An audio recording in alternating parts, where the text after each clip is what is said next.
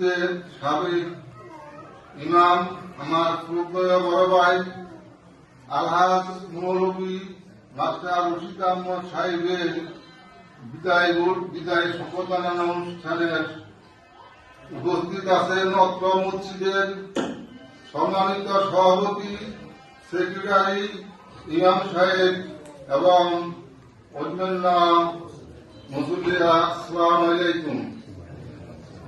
আমরা আলহাজ মৌলভী রশিদ আহমদ সাহেব সম্পর্কে আপনাদেরকে কি বলবো, আপনারা আমার চেয়ে ভালো জানেন। তিনি দীর্ঘ 40 বছর পর্যন্ত এই মসজিদে ইমামতি করেছিলেন। তিনি সফলতার সহিত মসজিদে ইমামতি করেছেন।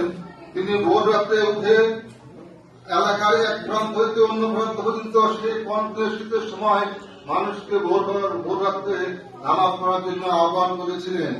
তিনি এলাকার দুস্থ গরিব যে সমস্ত লোক ছিল তাদেরকে বিভিন্নভাবে সাহায্য সহানুভূতি করেছেন। কারো কোনো অসুখ হইলে তিনি তাদের বাড়িতে গিয়েছেন, তাদেরকে দেখেছেন, গরিব যারা তাদেরকে সাহায্য সহানুভূতি করেছেন। তিনি এলাকার শিক্ষার জন্য সমস্ত মুরব্বীদেরকে ছেলেদেরকে স্কুলে পাঠানোর জন্য তিনি ব্যবস্থা করেছিলেন।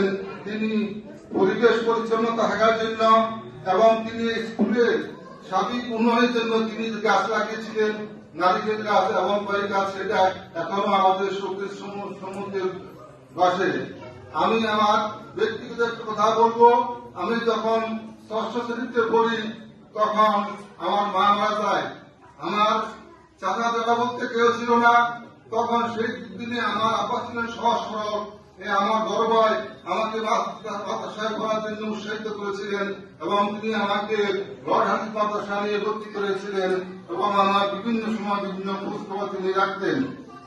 আমি আজ এই পবিত্র ঈদুল আজহার দিনে আমি তার দীর্ঘায়ু কামনা করি। আল্লাহ যেন তাকে সুস্থ করেন এবং আমাদের সমুদ্র পুনরায় একত্রিত হওয়ার জন্য সুযোগ দেন।